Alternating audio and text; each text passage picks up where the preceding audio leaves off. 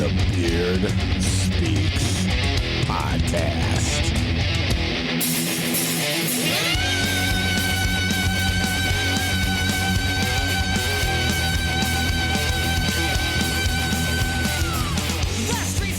All right, guys, welcome to the New Year's Eve edition of the Beard Speaks podcast. All right, guys, and today Mars is with me. Mars, what's up, buddy? What up, brother? Happy New Year, my friend. Happy New Year to you, man. And to all that are in your circle. Yeah, exactly. To everyone, Happy New Year. So, man, thank you guys, everyone, for coming back. This is our last episode for 2023, and Mars and I are going to run down basically all the shows that we've done, Guitars from Mars episodes, and kind of pick out some of the things that we talked about, like one key thing to take with you into 2024. Maybe kind of, well, maybe do a takeaway of what we've learned, in 2023 that makes us a better guitar player or just a better musician moving on into 2024. And before we get that far, man, I'm so excited. As I do every time I do this show, right? I go through this list. So I'm going to click on here on my stats, and I've got this location, which really I've been blown away from just looking at this. So here I'm going to run through this list. And Mars, check this out, dude. This is crazy. So I want to thank everybody, honestly, because this is like the little podcast that could, right? I don't have millions of dollars behind me. It's just me in a little room, doing this podcast with some of my good friends that come on the show, and we try to put out some good entertainment out there for you guys. But it's blown up over these last couple of years, and this is kind of crazy. We'll be moving into season 3 in 2024, and I'm just blown away. So besides the United States, which is our top country listening to us, we have the United Kingdom, we have China, Canada, Germany, Mexico, Bulgaria, India, Australia, Nigeria, Jamaica, Sweden, Dominican Republic, Russian Federation, Japan, Guatemala, Indonesia, Ireland, Netherlands, France, Italy, Spain, Denmark, New Zealand, Finland, Singapore, Brazil, Hungary, Costa Rica, I'm running out of breath, Argentina, Poland, Greece, Malta, and a country called Oman. I never heard of it before. I don't know why I never heard of Oman. O-M-A-N. Dude, they're all listening to us. It's awesome. That is really, really cool. So it brings it down to perspective, like, when I look at the analytics and I kind of see, time after time, every episode, people where they're coming from and where they're listening. And I always shout out at the beginning of every episode, like I just got to do a shout out to all the cities that are checking in. But when I went over to the country list, I was like, holy crap, man, we worldwide. I love it, though. So it's awesome, man. And I do appreciate everybody that comes on the show and shares it with everybody. And remember, go to www.thebeardspeakspodcast.com. We got links there to all the social media. We got Twitter, we got TikTok, we got Facebook, Instagram, YouTube. I don't know what the hell I'm doing on Instagram and TikTok, but I'm there, right? You got to, right, man? How much social media is out there? Like, what's your favorite? Mars, what do you use for what's your favorite platform? I know I see you all over the place, but what's your favorite platform to use? I think for musicians, I think Instagram is pretty cool. Yeah. I find it like I'm just getting overwhelmed with like all this social media. And now they got Threads. What the hell is that? Is that brand new? I never even heard of Threads. I never heard of it. It's brand new. It's something to do with Instagram. All of a sudden, it was like, hey, let's hook up and do a Threads thing. And I'm like, what's Threads? So next time you're on Instagram, check it out. It's in there. I think you can sign Threads. It's like, what do I need more? Because what I find is the people that are liking my content on Facebook and on Twitter, and it's all across the board. So right. What are we doing? We're just sharing the same thing on every single different platform. So I don't know, man. I like the days when we just had that MySpace thing. It was just the one thing. Remember that? That's one of the jokes. I play in a band, and the percussion player always jokes, and when that singer's doing announcements, hey guys, check us out on MySpace. Right. Our little joke, everyone would laugh. It's kind of like, 2000s, I mean, geez, MySpace, man. I mean, there was a MySpace generation of bands. I mean, geez, man, There was, and that was like one of the biggest things that you can, put your band out there. You got your music, your top 8, right? And then if you didn't have one of your friends in the top 8, it was like, hey, what's going? Then shit went down because they were not in your top 8. But I don't know, man. But guys out there listening, just go to www.thebeardspeakspodcast.com. Links to all the socials are there, and all the content that you can possibly consume is there. And if you're wondering where you can hear the Beard Speaks podcast, I'm glad you asked. You can go to Apple Podcasts, Spotify, Google Podcasts, Podcast Index, Overcast, Amazon Music, iHeartRadio, TuneIn Radio, Castro, Castbox, Podcast Addict, Podchaser, Pocket Cast, Deezer, Listen Notes, Player FM, Good Pods, and Pod Friends. So we're everywhere, wherever you want to get your, your podcast. There we are. Yeah. Cool, man. So let's move on to the more important stuff, guitars, because that's what we love. So, okay, man, I think what we're going to start off with, let me click on here and see. I think the very first episode we ever did for Guitars from Mars, let me take a look here, was, God, 2 years ago already, man. 2 years. It is. Time flies, man. Time flies when you're having fun. So our very first one, I think, was the most underrated guitar players. So I know we went through lists and lists. So if you had to say for yourself, who do you think the most underrated guitar player would possibly be? If you just had to pick one. I know we talked about a lot of them, so... And it's putting you on the spot, but who would you? I already got mine in my head now that I'm just thinking about it. But who would you think? Yeah, there's so many. I mean, I'm not going to just pick a shredder just to pick a shredder. You know what I mean? Right. I mean, a lot of players that I like too are just people that aren't super technical, that are just super creative. So I mean, that's a tough one. I would say that probably most of my personal favorite underrated guitar players are really fantastic songwriters. There you go. So I can kind of put them in the songwriting, guitar playing category. I mean, I've always felt a kinship. I mean, of course, because I write songs as well, and so do you. So I always felt a kinship towards players that had great rhythm, great pocket and time, and also wrote, great songs. So.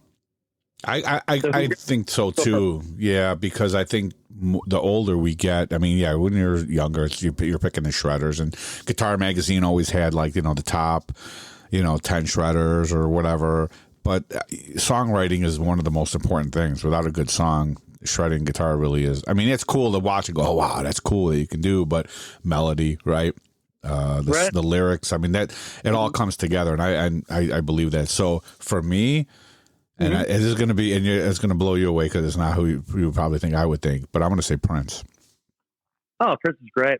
I mean, amazing. I think he's one of the most underrated as a guitar player, right? Where people, it doesn't come around those, it's not that water cooler guitar player talk where Prince comes up. It's always like, Van Halen, of course, right? Of course, Van Halen. You're going to talk about Randy Rhoads, you're going to talk about, but I'm going to hold Prince up there because that dude has that songwriting, right? Just amazing lyrics, and just a great riff, yeah. Great feel too. And the thing about Prince though, as well, man, I'm with you on that. Is the fact that the first thing you think about with Prince is probably his songs, right? Mm-hmm. That's an amazing multi-instrumentalist, right? That's what I mean? So, yeah. Those come to mind, and then on top of all that, he's a fantastic guitar player, right? Right. I mean, he was you're right, multi-instrumentalist. I mean, the guy pretty much played everything on almost every album. No, man. And I love my favorite album of the past, less than 20 years is the album Musicology. Yeah. I think around 2000, 2007, 2008. And I thought Musicology was I thought it was one of his best records, man, next to Emancipation. Yeah. I would say that. I mean, we all, of course, Purple Rain was just epic for what it was, and then you had the movie and everything like that. But yeah, definitely, that's. I put Emancipation as my favorite, and I probably put Musicology as my second. Okay. Yeah, I'm with you, man. I'm with you on that, dude. Prince, bing, there we go. Rest in peace, buddy. So the next episode we did was what makes a good guitar. That's like a rabbit hole, though, right? I mean, we've talked a lot about, the prices that we're paying on guitars. And I've been seeing it again, there's a lot. Now, one of the cool things about social media is I've seen a lot of new guitar builders out there. Yeah. And just some amazing, where it's more of a work of art nowadays, right? But for the regular Joe, it's like you go back and you look at Van Halen and you look at guys like Randy Rhoads and whatever. These guys were just playing guitars that were slapped together because they didn't have money. So it does make me kind of cringe, when you see that, like a Frankenstein is going for $3-4 grand, and it's like, dude, that's just a beat up piece of shit. To be very honest, right? That's all it is. And Eddie, all he did was he just kept beating on that thing and working it and trying to figure something out. And I saw an interview with him where he basically, because someone asked him, like, where did he come up with the design? He goes, I don't know. I just thought it looked cool. I was just slapping stuff together. That's awesome. That's awesome. But I mean, for what makes a good guitar, what's your must have? Like when you're gonna put, like I always said, if someone puts a gun to my head and I got to look at all my guitars and I'm going on stage, what's the guitar I'm gonna pick? What are the like for you? What are your features what makes it good for you? And it's not gonna make it good for somebody else. No, I mean for a student level guitar for my students, I always, I mean, most guitars that are made in China are fantastic. Yeah, they are. If I have to go, so if a student's asking me for like a decent guitar that they can afford, I would either tell them to buy a Chinese guitar or a Korean guitar. Yeah. Not saying that other nations can't make good guitars, but in terms of affordability, that are decent. And the Chinese, for example, they have really good QC. Right, they do. Yeah, the QC is quite good.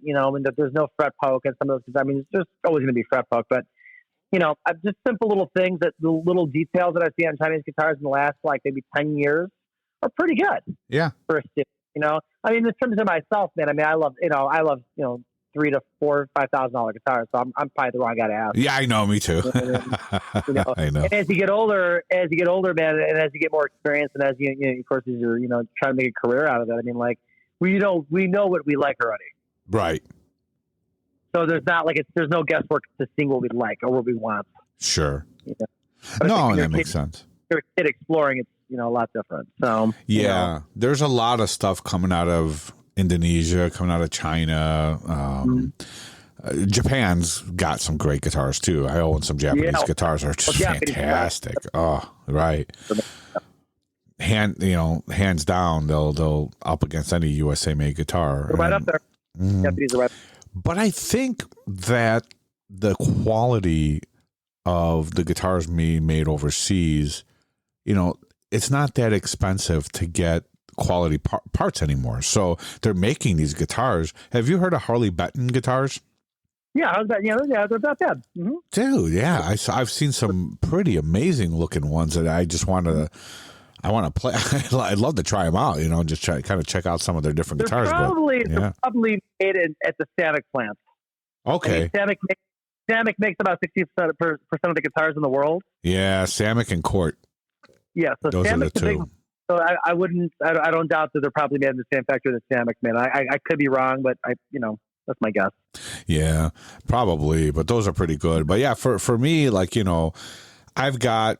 I guess it depends on what I'm playing, what guitar I'm going to grab. But I have really, and I've never been a Fender Strat guy, but I have so fallen in love with the USA Ultra Strats, and I think it's one of the most amazing necks I've ever played. So far, so much so, there's a guy here in Chicago land area called Pasquale Guitars. Frank Pasquale is his name. I'm going to have him on the show. He was an Italian guy. He's not Italian, is he? He's Italian. Go figure. And I was like, nice Polish boy. Yeah, nice Polish boy, Frank Pasquale. And I thought to myself, I'm like, I got to get one of this guy's guitar. My full name is Pasquale, right? So I'm like, come on. But I had him. I interviewed him on an old podcast, and he brought out some prototypes and some other guitars he was working on. Phenomenal. So I've kept in touch with him over the years, and we've talked about. I've been waiting for the price of wood to come down.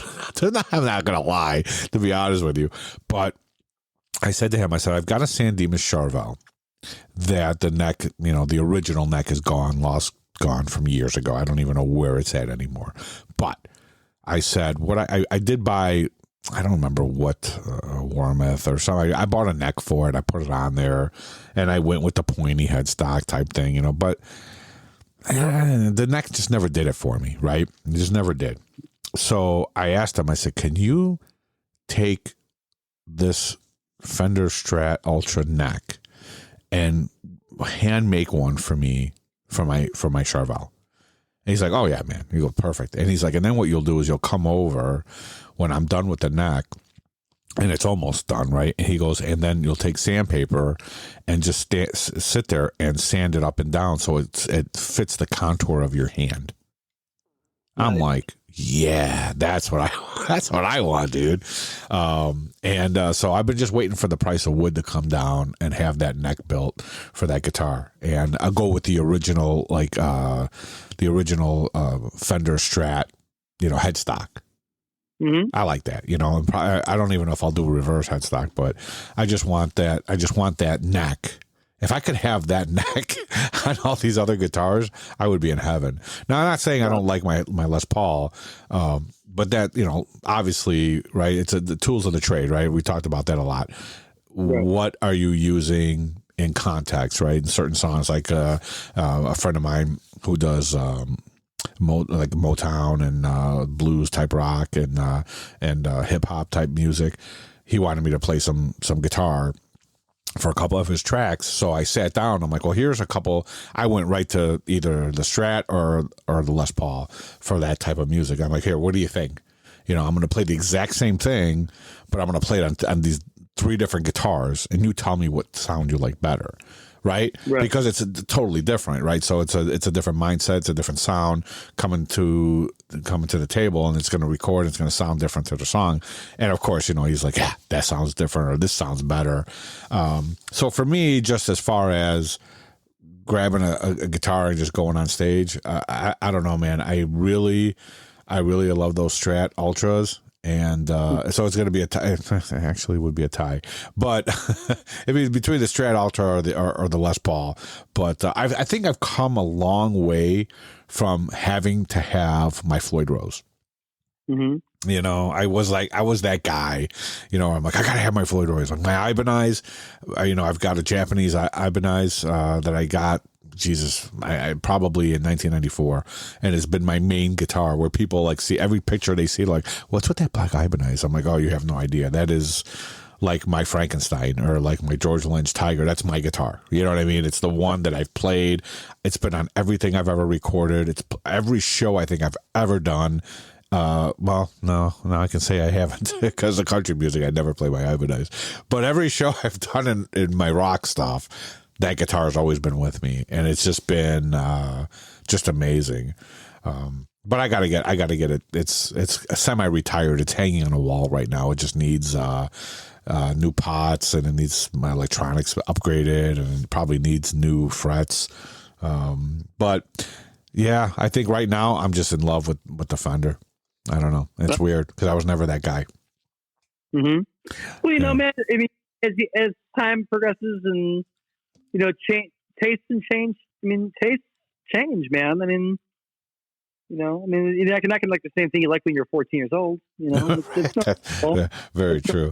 Yeah. It is. I mean, you start to really, and you're changing, taste and change of music and how you play, and like we talked about before, where we were, chasing our tone, and that's another episode we did, and I guess we'll talk about that too. Is finding that tone was never, it was never something that we were happy with, because we're always looking for something better, something different, trying to get that sound. And then you would hear another guitar player go, oh, I want that sound, So I think I've settled into my tone and my sound, where now it's, I'm not trying to chase somebody else's sound. I'm chasing my own, but I'm happy where I'm at with my sound.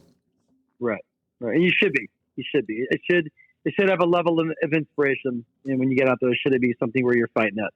Yeah, definitely. And for tone, and that kind of plays hand in hand with the guitar too, right? Because if you're playing something with EMGs, like usually if I'm playing metal, it's just, my EMGs are go-to, because they just smash that, that preamp, and that's it. You can put EMGs in a 2x4. It's just going to sound, right? Because it's like the guitar means nothing at that point. It's just a piece of wood, but the EMGs are actually driving it. But now that, I've been experimenting with, like different guitars and different pickups, and I'm not rushing going, yeah, I love that guitar. I'm going to put EMGs in there. I'm going to put a Floyd Rose on it. I don't do that anymore. But that's where my mind used to go, right?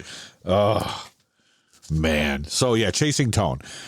Where are you at with your tone? I know we talked a little bit about it on the last episode, where you're like, I don't even care anymore. I'm more about playing the song correctly. But where are you, like, settling where your sound is now? Where is that?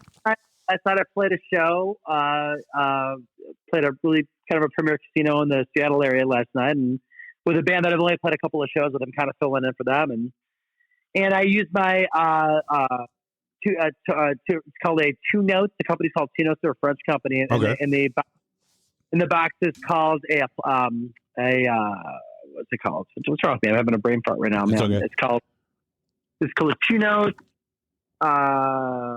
What's it called?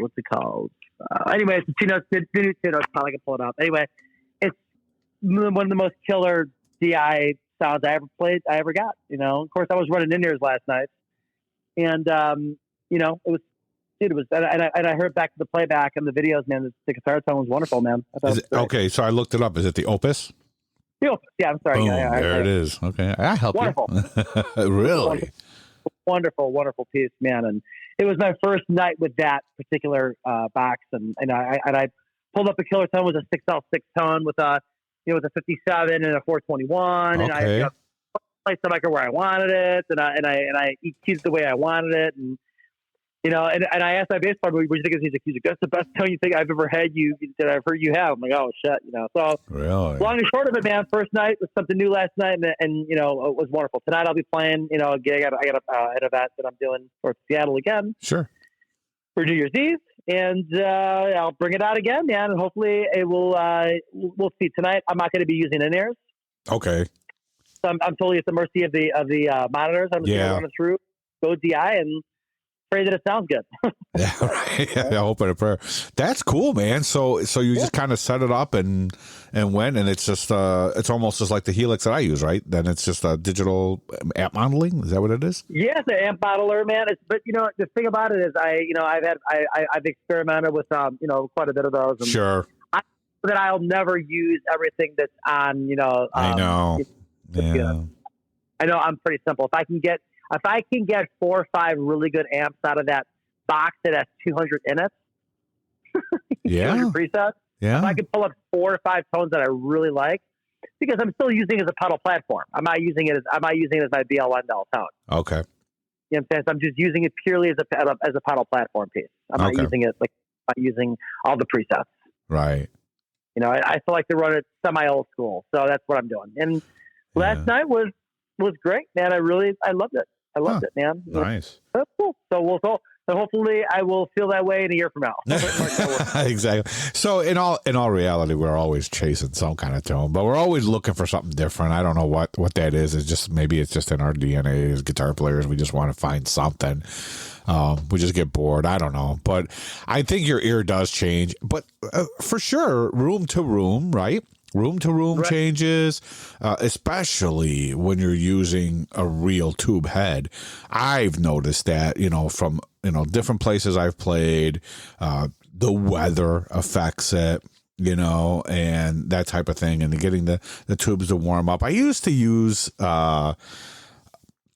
those see, now I'm having a brain fart where you kind of you crank the amp all the way, and then the other the power soak oriented thing. Yeah, right, where you can really drive the tubes and everything like that. I tried that. I've tried a lot of different things, and now then you got to put a noise gate in your chain, and it's just a mess, but I'm trying to simplify, and that's why I've gone down to pedals. And I'll never have the tone that I have with my custom head.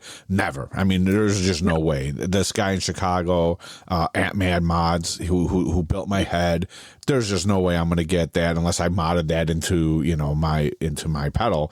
But recording and that type of thing, and if I'm really going to record original music or doing myself, I'm using my head because it's a lot about that. You could never reproduce the nuance and the character between a guitar and an amp. No, never. It'll never. But if you're wearing an airs, man, if you're doing a gig with tracks, if you're doing something like I'm going to a blues jam, I'm not going to bring a DI rig. No, right. You know what I mean? But if I'm going to go and do like a top 40 gig or a tribute gig, sure, man. Yeah. Yeah, it gets the job done, right? And it's honest. I've seen bands where I've gone up to the stage going, "What the hell are you using, man?" And 9 times out of 10, it's either the Helix from Line 6 or it's the Eventide.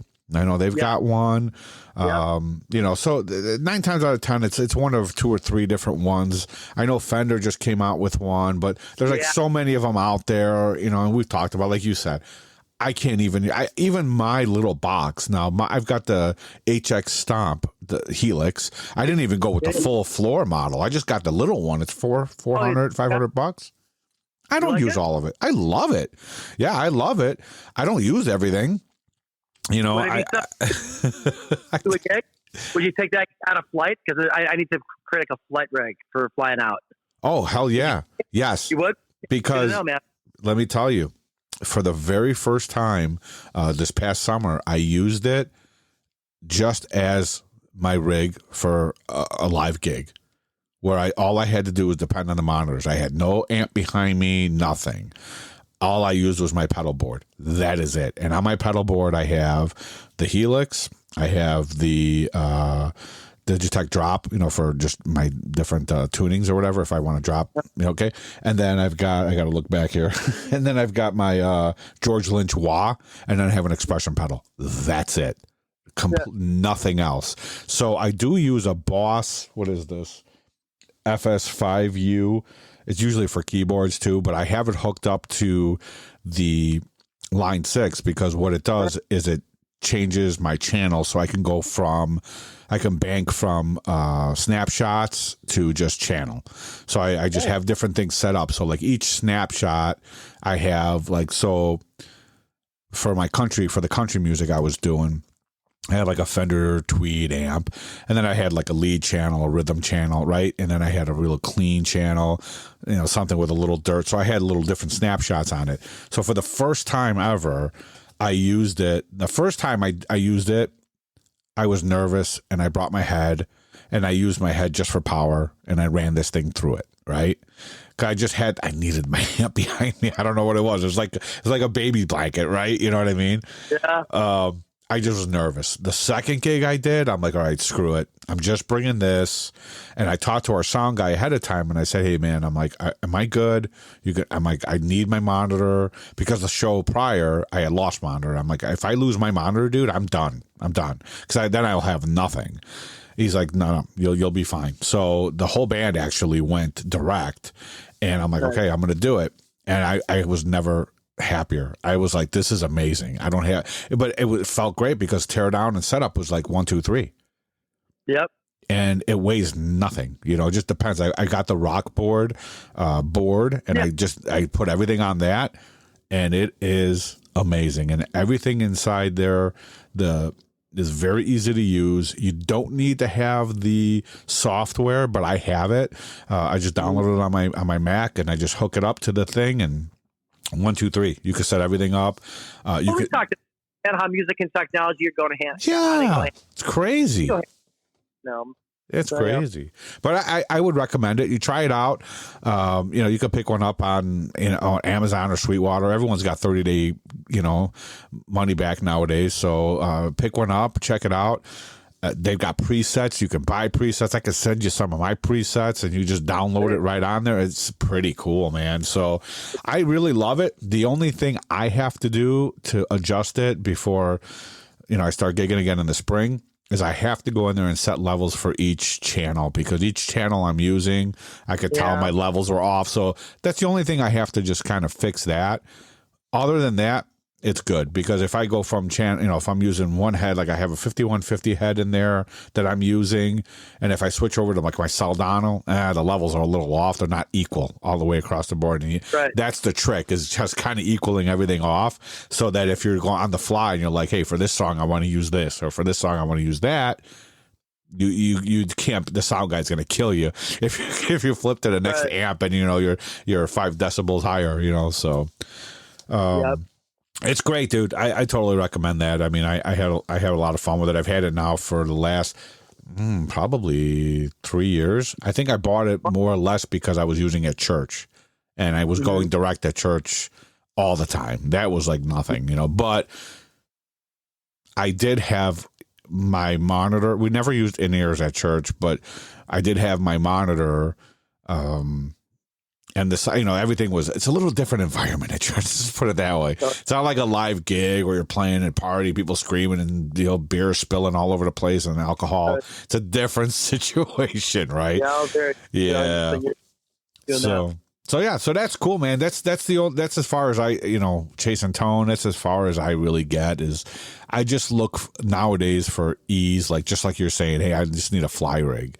Yep. What were you using before for a fly rig?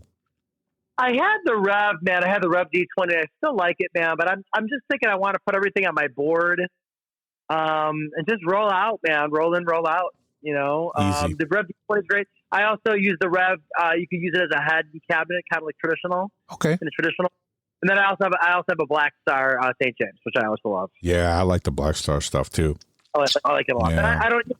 It's that like for certain gigs, I'll take the Black Star out, or take the Rev out, but. I'm feeling motivated to bring less, and I know.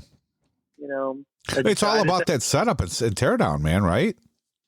It's setup and teardown, but also, man, the philosophy of it too. I mean, like I haven't relied on stage volume, and I can't remember the last time. Right, because you're using the in-ears more, right? At the end of the day, if you're not relying on stage volume, it becomes a glorified monitor. It does. You know what I mean? So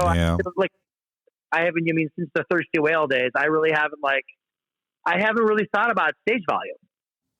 That's pretty good, man. Yeah, I'm not used to that. I wish I could. I'm just not used to in-ears and that. But it all comes down to the right in-ears that you're using, right? Right. I love it. I mean, I have the custom molds. I like them a lot, And it's never, like I said, it's never going to be as good as having a cranked amp and all that. But it's like 90% good versus 10% bad. Right, exactly. I'm going to say that for 10% better, is it really worth dragging out an amp? I don't think it is anymore. Yeah, I don't think. I don't think so.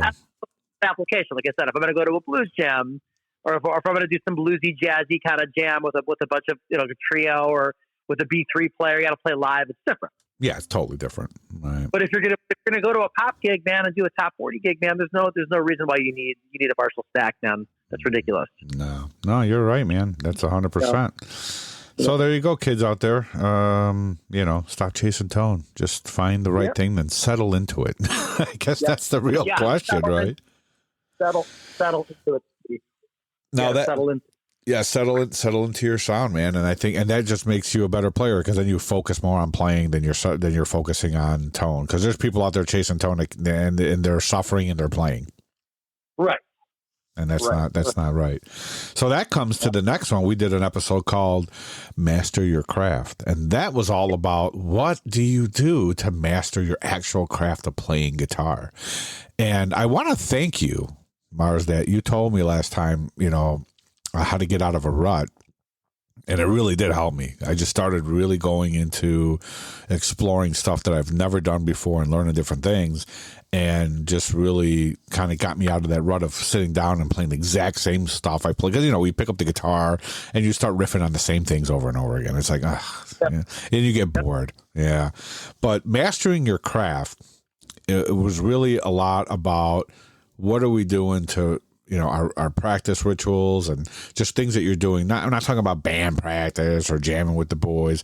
It's more or less about what you're doing to make yourself better.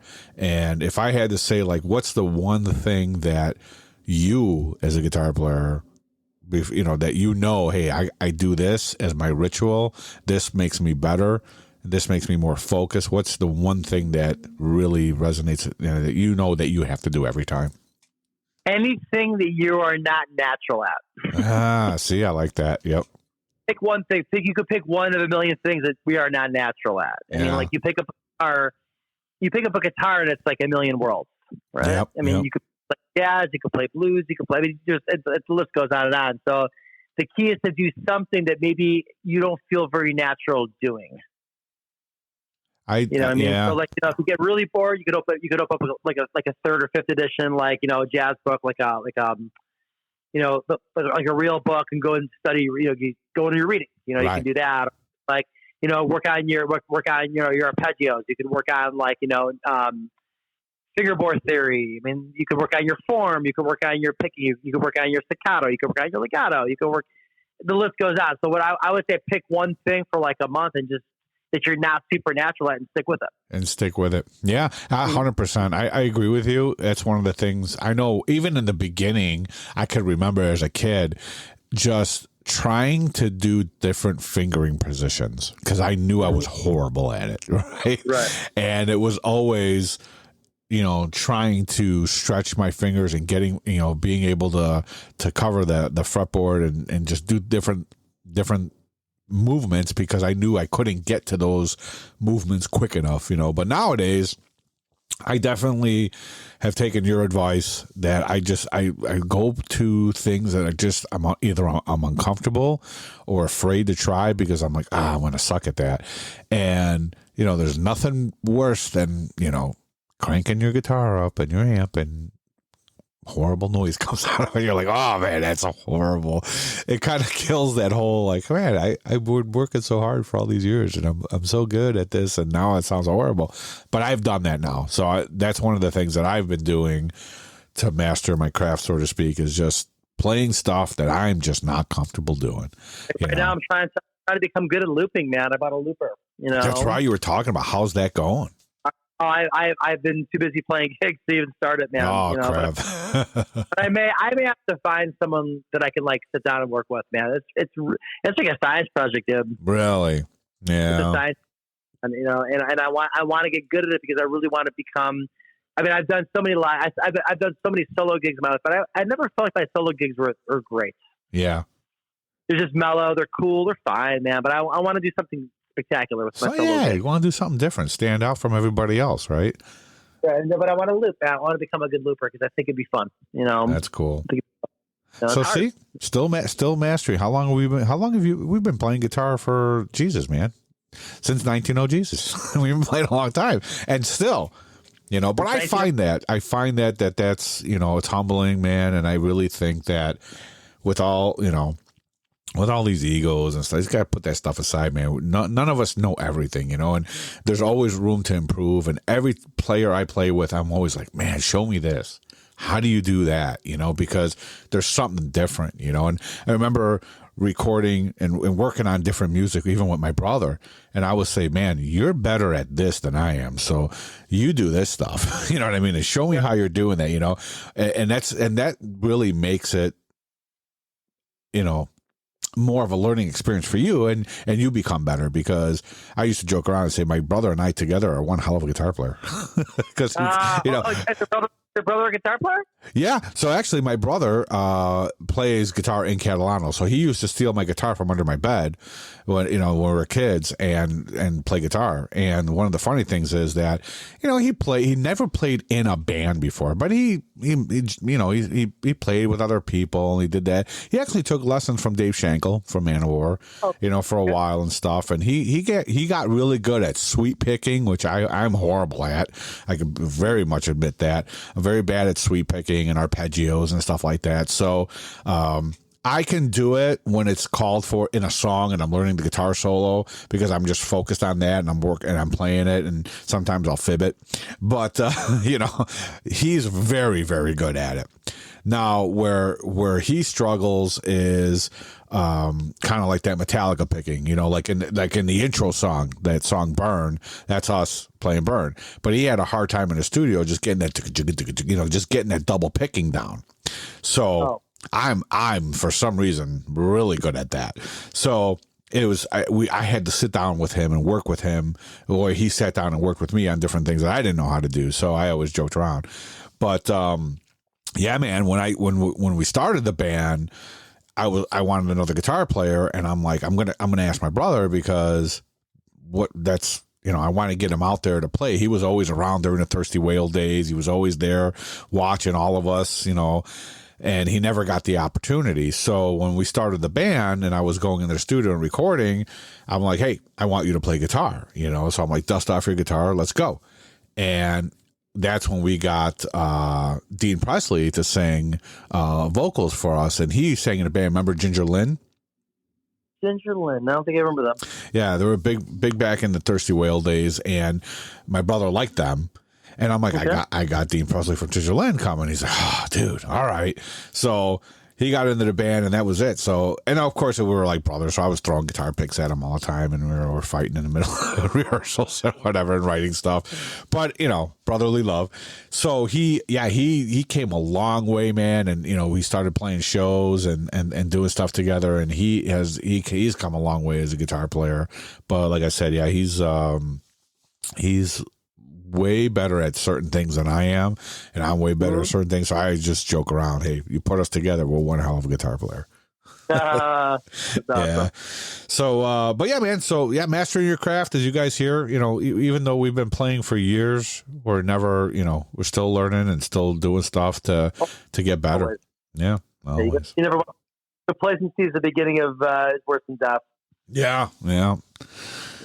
Yep, definitely. So the next episode we did was stage presence. One of the things that a lot of people miss out on is when you're out there gigging and you're out there playing, you got to have that stage presence, man. And I don't know how you could teach that to anyone. I don't know. Has anyone ever come to you and asked you about that? Well, back in the day, the big thing, back in the early days of our development was, to keep eye contact with the audience. Right. That was always the beginning of it, and you kind of work from there. So if you had good eye contact with your audience, you engage them. You're starting to engage them. I really think it comes to experience, and I also think it's an extension of your personality. I think it's. I've had students and friends in the past that have been super introverted. Yeah. They get on stage, they're like animals when they get on stage. Right. And I've had vice versa that are super, super friendly and outgoing, and they get on stage and they're freaked out. Yeah, that's true. I've seen that. It could be an extension of your personality, or it could be the total opposite of your personality. I think. Yeah, that's true. Ah, man, I can't teach that to somebody. It's one of those things where I get on stage and I've just become a different person. I don't know what it is. That's my thing. I don't know. My wife's like, you're just a natural entertainer. I'm like, I don't know where it comes from. I just move with the music. I love music. See, that's the thing, right? I mean, for me, I love it. I love playing guitar. It's just something raw and emotional about it, right? It's just something that I don't know. I don't know how to explain it, but just being up there and feeding off. I think feeding off the crowd is a big thing too. And just running around up there and just doing your thing. It just comes natural, I guess. Hard to teach somebody, but for me, yeah, that's what it is. Mine just comes out of just natural. How it should be. Well, it's how it should be. If you it's hard, man. It's complicated things. I mean, it's how it should be, but at the same time, it's harder for some people to really to grasp the concept. I think that, also if you start when you're young, it's a lot easier. It's really hard to be set in your ways. Yeah. It starts to become really good on stage when you're like 50 years old for the first time. Exactly. It's something that definitely comes with, starting really young, I believe, in many ways. Yeah, I think so. Because I've and I wanted to tell you too, and this kind of will go back and forth on this, but just I saw some videos that you had put up, and you got awesome stage presence, right? You got your vibe is up there, and that's cool. But I got to tell you, dude, man, we talked a lot about on the last episode. I think it was. Well, I think we touched on it a few times about you're playing with the Journey tribute band. Mm-hmm. It's just, dude, man, you nailed that tone. Thanks, dude. Yeah, man. I was just like, man, go Mars. I was just like, holy shit. And my wife's like, you keep listening. I'm like, I know. I'm like, it's Mars. I'm like, I for some reason, I'm like, I can close my eyes and just, dude, yeah, you gave me chills. For sure. Man. Which one was it? Do you remember which one? The one you were doing was there was a few of them that I really liked. I know you guys did Wheel in the Sky. I hate when I get brain freeze. Yeah, no, it drives me crazy. But the tone, it's just amazing, and what's the summer tune? Stone in Love. Stone in Love, dude. Because we used to do that song. And right, I get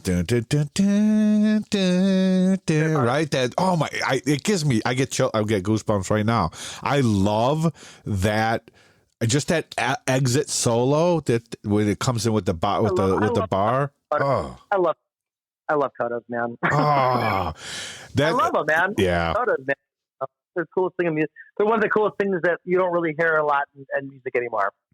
Is a cool coda, That is true. Awesome. You just don't. But that song, man, it gives you the chills. And I know in that one specifically, I love that. I listened to that one several times, and I was just like, because I know I played it, and I was like, dude, he nailed it. I'm like, that sounds so good. And the tone, I was just like, yeah. So that one was, I think you just played that a couple of weeks ago. Yeah, it was a fun. Yeah, we did a show. It was actually a really good show. That was a fun one locally. Yeah. So what were you using? What gear were you using on that? I was that gig was my same chick. Oh, was my thing. Okay. Mm-hmm. Yeah, dude. Yeah. No. I love it. And that's something. I hate that, and that's another thing that'll kind of come with every guitar player out there that's listening. When you go and listen and watch other guitar players, you can always know. There was a joke. You can always notice another guitar player watching because their arms are folded, and you're like, "Yeah, what are you doing up there?" But it's like, man, if people would just put away that arrogance and just just get into it, man, and just and I do that now. I don't care. I'll be like a little kid, and we're at a club, and I'm going, dude, what are you using? I go up there right away and whatever. Or now, last night was really funny. We stopped at Firewater. We we went to we went to Joe's live last night to see Seventh Heaven, yeah. And then after that we went over to Firewater, and there was a cover band playing, and I felt so bad, and my wife's like looking at me, Lisa's looking at me like, what's that look on your face? I'm like, I can't hear the vocals. She sounds like she's behind a curtain, and I don't hear the guitar player. I'm like, this is killing me. I'm like, I want to go up there and just start going, hey, dude, I can't hear you. You know what I mean? Because I could tell what he was playing sounded really, really good, but I'm past all that, I think a lot of it is, intimidation when you're younger and you're watching these other guitar players and you're right. You know what I'm saying? Yeah. Being a student, I feel like I'm a student of life, man. I was watching recently, I love Rick Beato's, and I just watched the video of him interviewing Steve Morse. Okay. And dude, Steve Morse, he's so sick. I saw him when I was a kid with the Dixieland Dregs, man, and I was like 15 at the time, man. But right. Dude, he's such an amazing guitar player, and you can totally tell he's still trying to learn and explore, even though he's a virtuoso. It's I love that. Steve Morrison, he's still trying to like get better. You know what I mean? I mean, God, man. Anyway, it was very humble, man. I mean, he's probably closer to 70 years old at this point, but I mean, very humble, man. And he even says, when I play with Deep Purple, he's like, you know, I'm not going to play like Blackmore. I play like me playing Blackmore. So, you know, it's important to realize that too, you know? Yeah, no, for sure. And I started watching a lot of his videos too, that you brought it up. And you have his, was it the Masterclass series? Yeah, I got a few of his books. Yeah, I got a few of his books that I just started but never finished because, you know, life away, you know? Oh, for sure. But are you finding them, you know, useful? Are you liking what's in there? Because I was thinking about it too. I do. I mean, the only thing I wish, man, is I wish he'd have a printed version of it. Oh, okay. Yeah. Because everything's online. I know. Yeah. Yeah. I kind of wish I was like, oh, I like to have a, I don't know. It's like, I know. It's the old man in me. I like to have like a book. Yeah, right in front of you, right? You know, it's like, oh man, I know. Yeah, I was thinking about it too because I was watching a bunch of his videos. He's awesome. I love a lot of the stuff that he's doing. So I was checking that out. Just like again, ever learning, ever just exploring and doing something different and moving into a new year. You know, some people have their different New Year's. Right? To me, it's always getting, you know, how am I going to be better than I was yesterday? And not just as a guitar player, but just as me as a person, right? Yeah. And that's how we grow, you know. So, yeah, man, I think, and then the last one we did was getting out of the rut, you know, out of the cellar was the last one is how do we get out of this guitar rut? And we talked a little bit about that already, but, and this kind of goes hand in hand with what we were just saying. Get out there, find stuff you don't know, go look at some different books, you know, crack open a book, old school, or go online. Find something, go to Mars's website and he can teach you some stuff. But yeah, it's something different, you know, and I think that is too, we're never, you know, perfect enough to not have a guitar teacher. You know, you should always find someone that can teach you something different, show you something new, because the instrument is almost like an ever living, breathing. I mean, there's so many notes, right? There's so many chords, but it's what you do with them. Once you learn them, and you know, like when you look at the fretboard, you want to look at the fretboard and see the different patterns and be able to play them right in different keys and stuff. Because that was like that was the hardest thing for me. But now that, you know, when I got into that, now that I know that, I can go in there and say, throw on these backing tracks. I love doing that. I just throw on some different backing tracks. Different keys, warm up. And now I do it. I used to be an idiot and just play an A because I was like, yeah, I'm good at A. Just stick there. That was just me being lazy, you know, and I know that. I call myself out. So now I'll do it, you know, I'll go to E flat, you know, or I'll go to B, you know, or whatever. And I just start floating around the fretboard. I'm like, okay, now what can I come up with and be more creative in different keys? But this way, right? If you're playing with other musicians and they call out a key and say, hey, we're going to do this in this key, you can solo. Yeah, man. I mean, I think what really killed me on that, dude, is when I call it playing in between the dots. Yeah.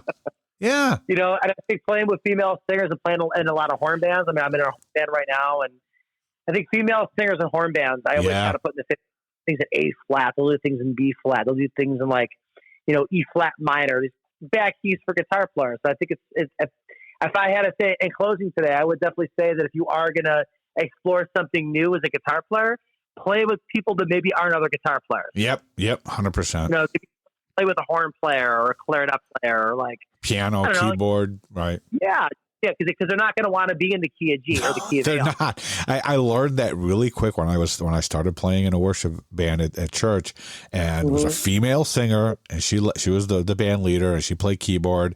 And every time I walked into church after I learned the song, she's like, "Yeah, we're going to play this in B flat." I'm like, "What?" Oh no! I'm like, what are you talking about? I learned I learned all this in the key of C, wherever the song was, and now you're changing it or whatever. I'm like, oh my. He's going to capo at the third fret and play a G chord. Now all of a sudden you're a B flat. You know I know, what I mean? So, and I was very bad at the capo. That's what the first thing someone said to me. I'm like, oh God, I am so bad with capos, man. But now, not playing country and been playing in church, I'm much better at it, and I'm still learning. That is something I'm still learning. So the capo is something that will get me out of my rut because I start using the capo and screwing around with that. So I start learning other songs and doing the same thing. And I'm figuring out like, holy crap, there's a capo. and I'll end this one on this one. We were watching Little Mermaid with my daughter a couple of weeks ago, and if anyone knows out there, The Little Mermaid's one of my favorite Disney's. But they come to the song "Kiss the Girl," and I'm like, this is so cool. I remember actually it was Ginger Lynn who did a cover of that at the Thirsty Whale. I thought that was just ballsy and really cool. They rocked it out. So I grabbed the guitar and I'm learning it. I'm like, wait a minute. So I'm like. Then I looked up the key of the song. I'm like, oh my God, the capo's like on the 5th fret. I'm like all the way high up there, you know. But great to learn and great to have fun and just explore doing something different. That's it. Yeah, always do something different, man. Yeah. You know. Awesome, man. Well, listen, I'm going to let you fly because we're at time, and I know you got a gig tonight. So Happy New Year, my friend. Yeah, man. I think that, next year will bring us some more fun and positive guitar vibes. Yeah. And we'll end it there. Again, everyone out there, check out www.thebeardspeakspodcast.com. And at the show notes, I always have all your stuff. But shoot out, what's your website so people can go to your site and learn everything about you? MarsGuitar.com. MarsGuitar.com. Mario, or actually it's www.marsguitar.com. And then, of course, on Instagram, it's Mars Guitar. And, pretty much where I'm at. Easy. Awesome. Yeah. All right, everybody. Thank you guys so much for checking out. Please like the show, share the show. And as always, man, God bless. Rock on.